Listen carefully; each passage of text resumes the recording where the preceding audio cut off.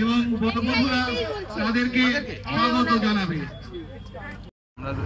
আমরা লাকি 30 আমরা শুরু করেছিলাম 2013 মানে ওইভাবে আমাদের কখনো ওইভাবে আই লাভ ইউ হাঁটু গেড়ে বসা ওইটা হয়নি, ওই থাকতে থাকতে হয়ে গেছে, থাকতে থাকতে একসাথে থাকা, বন্ধুত্ব, প্রেম, মাঝে ভাঙন, তারপরে আবার ক্ষমা প্রার্থী, অ্যান্ড দেন আজকে কি গিফট দেওয়া হলো একে অপরকে? আমি তো নিজেই গিফট ওর কাছে, তাই না? এরকম একটা handsome dashing tall dark rich handsome boyfriend husband কোথায় পাবো? তুমি? আমি তো না দিদিকে বলছি। আমার ওইভাবে গিফট দেওয়া নেওয়ার আমরা দুজনেই সেই পলিসিতে বিশ্বাসী নই, তো আমার মনে হয় যে আমাদের দুজনের কোম্পানিটা দুজনের জন্য সবথেকে বড় গিফট। আজকে ভাগ করার দায়িত্ব নেওয়ার সময় কি বলেছি? হ্যাঁ, দুজনের দায়িত্ব নিয়েছে। ইটস ভেরি ইম্পর্টেন্ট যে আমরা দুজনের দায়িত্ব নিয়ে, একজন কেন সবসময় নেবে, দুজনেরই সমানভাবে, এখন এই জেনারেশনে দাঁড়িয়ে ওরকম হয় না, দুজনের সমানভাবে আমাদের উচিত বোথ সাইড থেকে জিনিসটা হোক। তো রিচুয়ালসে আমাদের যে রিচুয়ালসের নিয়ম থাকে যে ওই ভাত আর কাপড় হাতে দিয়ে বলতে হয় যে আজ থেকে তোমার ভাত কাপড়ের দায়িত্ব নিলাম। আমরা দুজনেই বলেছি যে আজ থেকে ভাত কাপড়ের দায়িত্ব আমরা দুজন ভাগ করে নিলাম। একদম। আচ্ছা, অনেকগুলো রিচুয়ালস। ফিলিং গ্রেট যে এতদিনের জার্নি আমরা কভার করতে পেরেছি, as a friend, as a couple, as a partner, এবং বিয়ের পর থেকে একটা নতুন জার্নি শুরু হয় কাপলদের জন্য। সম্পর্কের করার মূল কারণ হচ্ছে ইন্টারডিপেন্ডেন্সি, একে অপরের ওপর ডিপেন্ডেন্ট থাকা, যে কিছু কাজ আমাকে ছাড়া তোমার হবে না, কিছু কাজ তোমাকে ছাড়া আমার হবে। তো সেটা আমাদের মধ্যে বন্ধুত্বটা অনেক বেশি, তাই জন্য ছোটোবেলা থেকেই আমরা একসাথে যেহেতু বড়ো হয়ে এসছে, এবং আগামী এরপরে যখন একসাথে একই ঘরে থাকা শুরু করবো কন্টিনিউ, সেটা আশা করি আরও বাড়বে। এই পুরো অ্যারেঞ্জমেন্ট, বিয়ে, আমার ব্যবসা এবং অভিনয় বাদ দিয়ে আমি সপ্তাহখানেক আগে এর মধ্যে পেমেন্ট করেছি, বাকি পুরোটাই অ্যারেঞ্জ বাই হার। এবং as she is the lady boss, আমার মনে হয় যে my personal company and me will grow fast.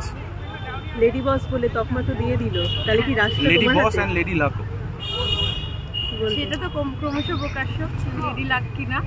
Definitely আমার মনে হয় যে যেরকম ও বললো যে আমরা খুব ভালো বন্ধু, সেই বন্ধুত্বের থেকেই মনে হয় আমাদের সব জার্নিটা আরও সুন্দর হয়ে উঠেছে। আর এরকম একটা tall dark rich handsome boyfriend husband কোথায় পাবো? তাই না? আমি তো আমার ওইভাবে গিফট দেওয়া নেওয়ার আমরা দুজনেই সেই পলিসিতে বিশ্বাসী নই, তো আমার মনে হয় যে আমাদের দুজনের কোম্পানিটা দুজনের জন্য সবথেকে বড় গিফট। আজকে ভাগ করার দায়িত্ব নেওয়ার সময় কি বলেছি? হ্যাঁ, দুজনের দায়িত্ব নিয়েছে। ইটস ভেরি ইম্পর্টেন্ট যে আমরা দুজনের দায়িত্ব নিয়ে, একজন কেন সবসময় নেবে, দুজনেরই সমানভাবে, এখন এই জেনারেশনে দাঁড়িয়ে ওরকম হয় না, দুজনের সমানভাবে আমাদের উচিত বোথ সাইড থেকে জিনিসটা হোক। তো রিচুয়ালসে আমাদের যে রিচুয়ালসের নিয়ম থাকে যে ওই ভাত আর কাপড় হাতে দিয়ে বলতে হয় যে আজ থেকে তোমার ভাত কাপড়ের দায়িত্ব নিলাম। আমরা দুজনেই বলেছি যে আজ থেকে ভাত কাপড়ের দায়িত্ব আমরা দুজন ভাগ করে নিলাম। একদম। আচ্ছা, অনেকগুলো রিচুয়ালস ইকুয়াল ড্র হয়েছে আমাদের মধ্যে। ঠিক শেষ পর্যন্ত যারা তোমাদের সাথে রয়েছে, হ্যাঁ, সেটার প্ল্যান এখনো হয়নি, বাট আমাদের না একটা বড় ফ্যামিলি নিয়ে ট্রিপ হয়, মানে প্রি ওয়েডিং করতে গেলেও সেই ট্রিপটাই হয়েছে। হ্যাঁ, মোটামুটি 10-20 জনের একটা ঝুন্ড চলে একসাথে। তো এবার দেখা যাক কোথায় হয়, পাহাড়, সমুদ্র না বিদেশ, কোথায় যাওয়া যায় সেটা এবার সবাই মিলে, আমার ভাই বোন, আমার একটা জয়েন্ট ফ্যামিলিতে আমরা দুজনই বড় হয়েছি, ওর একটা ফ্যামিলি, আমার একটা ফ্যামিলি, তো সবাই মিলে দেখি ডিসাইড করুক কোথায় যাবে। তো আমরা সবাই মিলেই যাবো হানিমুনে, আমাদের কোনো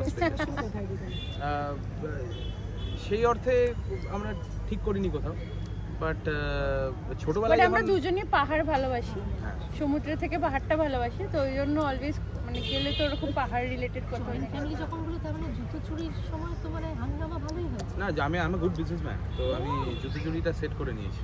মানে ডিল হচ্ছিল প্রায় 1050-এ, আমি ওটা 1005-এ সেট করি। একদম। Good businessman has a good negotiation skill. বলো কিছু বলছিস? বলো লাস্টে তোমার দর্শক কি বলবে?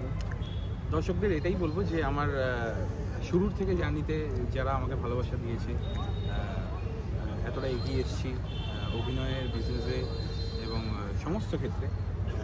দর্শক বলো, মিডিয়ার বন্ধুরা, তোমরা সবাই এতটা ভালোবাসা দিয়েছো। আমি একজন আউটসাইডার ইন দ্য ইন্ডাস্ট্রি, তো আমি লড়াই করেছি চিরকাল এবং এখন একটা নতুন জীবন শুরু করতে চলেছি। এখন তোমাদের ভালোবাসা আরও কাম্য, যেন প্রফেশনের সাথে সাথে পার্সোনালি আমি সাকসেসফুল হতে পারি। চারিদিকে যে ভাঙন দেখা যায় তার মধ্যে যেন আমরা একটা গড়ার শপথ তৈরি করতে পারি। একদম। Thank you. শেষ করে একে অপরকে ভালোবেসে কিছু বলো, একটা লাইন, দুজন।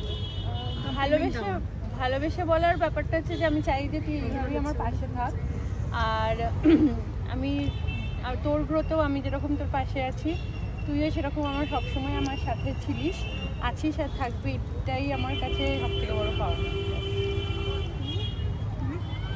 যা আছে তাই, আমার কোনো চেঞ্জ দরকার নেই।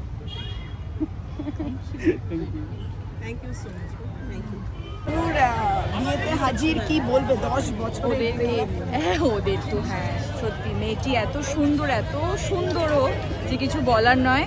ও আমার বান্ধবীর মতন একদম, আর ওদের দুজনের অনেক অনেক শুভকামনা চাইছি। ভালো থাকবে, একদম খুব ভালো থাকুক ওরা।